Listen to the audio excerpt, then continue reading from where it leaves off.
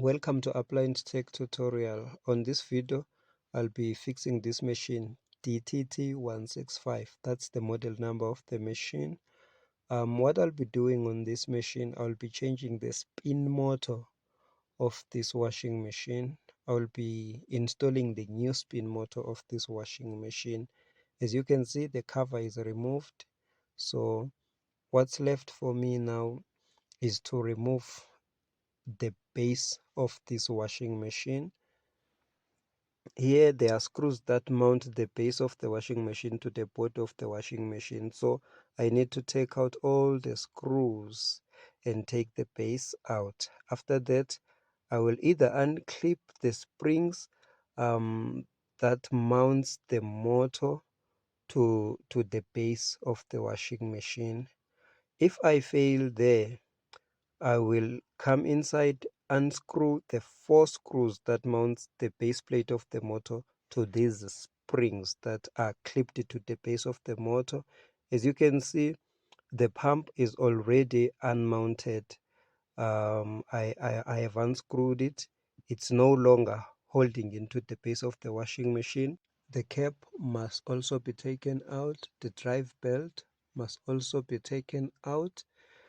Let's say we fail to unclip the springs from the bottom to the base of this washing machine, or unscrew the screws that mounts the base of the motor to the springs.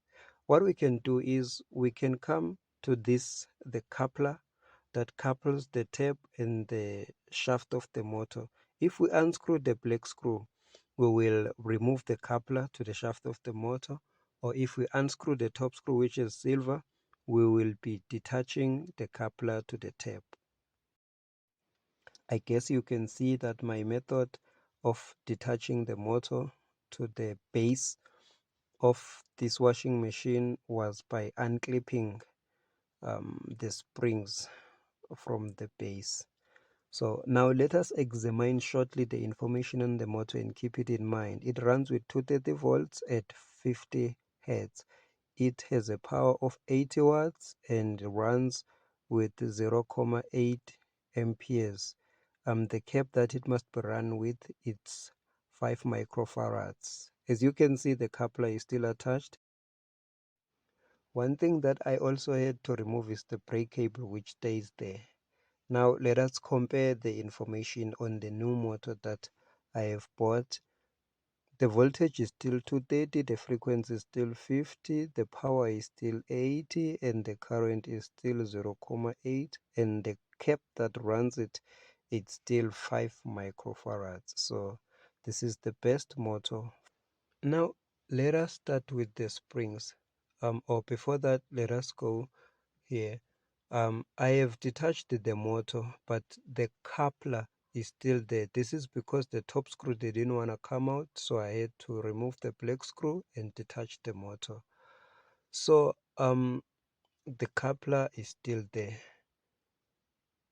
The new motor does not come with the brake assembly, so I have to remove the brake assembly to the old motor and screw it on the new motor so that we will be able to brake the new motor.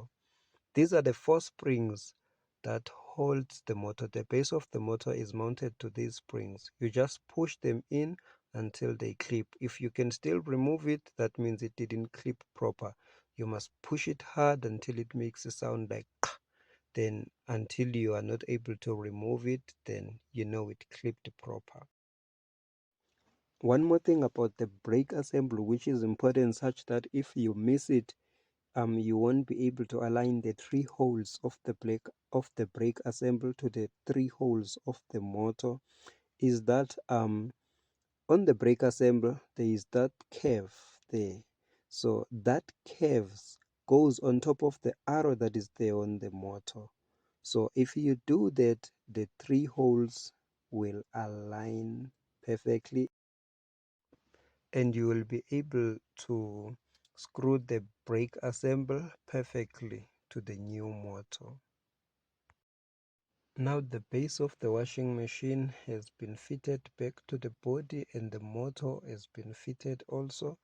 As you can see, the coupler has been coupled to the shaft of the spin motor. After that, what I like to do is I go to the spin tab and push it down when I feel like the coupler is a bit up to the motor. So after pushing it down, I rotate the tab to see if it's not touching. If it's not touching, then I know I'm safe. I can then go back to the back and fit that black screw on the coupler. Before fitting the black screw to the coupler, I need the new wires that came with the new motor. Here are they, black, white and blue. There is also black, white and blue that I cut from the old motor, but what is missing is black. I need to find out this black. I know that this black comes from the spin timer from the top and to the cap and then to the motor. If you lost it, just watch a complete tutorial of a twin tap that I have made, or the video where I explained the wash timer, spin timer and the drain switch. I did find out this black. Here is this black.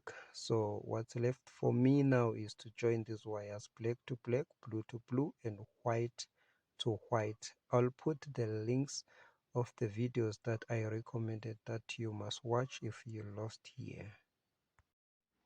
Now on the spin side, I can confidently say that everything is in place.